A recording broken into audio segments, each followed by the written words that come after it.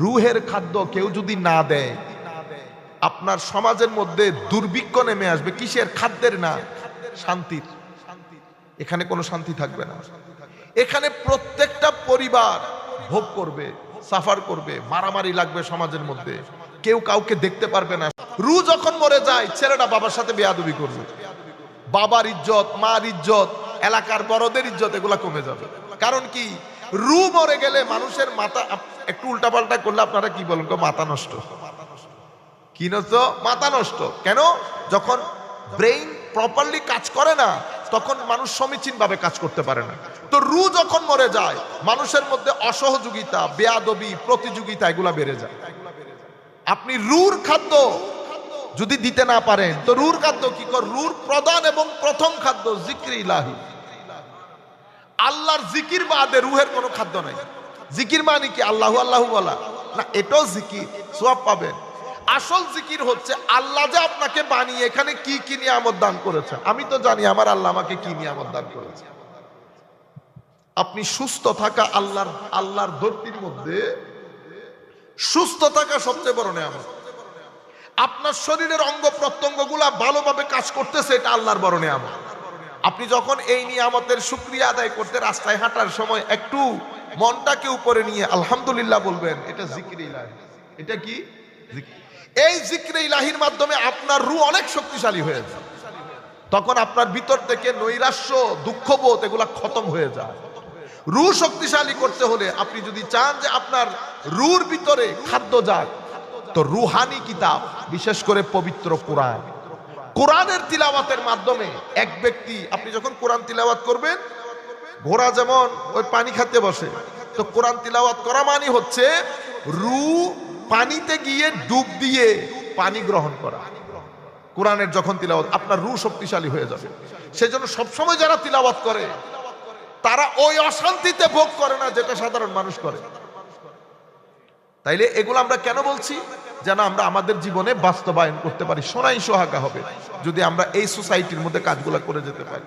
Number 3, তাসাউফ, সুফিবাদের কোন কিতাব, ইমাম গাজালির কিতাব, জালালউদ্দিন রুমির কিতাব, এই কিতাবগুলো বাসায় এনে রাখবেন, এক পৃষ্ঠা করবেন।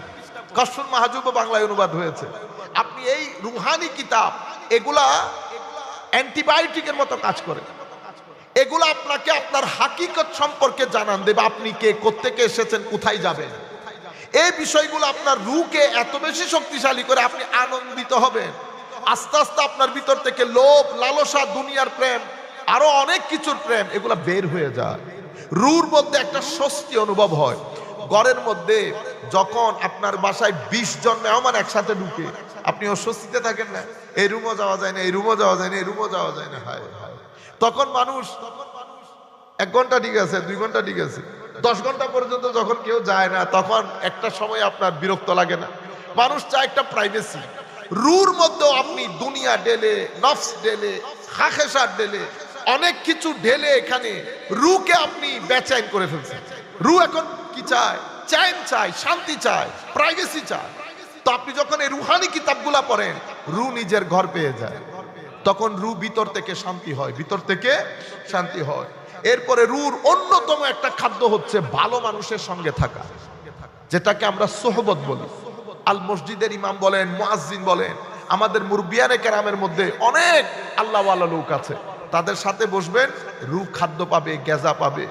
কিন্তু সেই জন্য আপনি নিজেকে প্রস্তুত করতে হবে।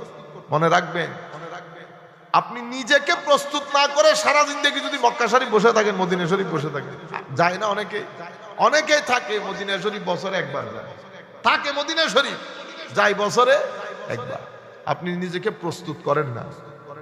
এগুলার মাধ্যমে রূহ খাদ্য পায়। যেবার আপনার জীবনের ভালো মানুষের সঙ্গে যখন বসবেন, আপনার জীবনের ধাঁচ পরিবর্তন হয়ে যাবে।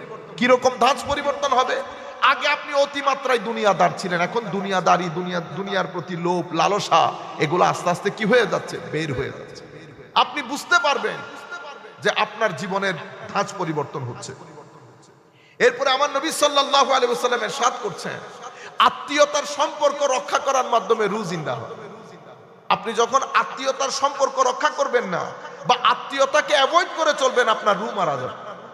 আপনি যদি রূহকে জিন্দা করতে চান, আত্মীয়তা সম্পর্ক রক্ষা করতে হয়, মানুষের খেদমত করতে হয়, এটাকে খেদমতে খালক বলে। মানুষের খেদমত না করলে রূহ মারা যায়। মানুষকে সহযোগিতা করা, মানুষকে সহযোগিতার মাধ্যমে রূহের ভিতরে জিন্দেগি আসে, রূহের ভিতরে জিন্দেগি আসে।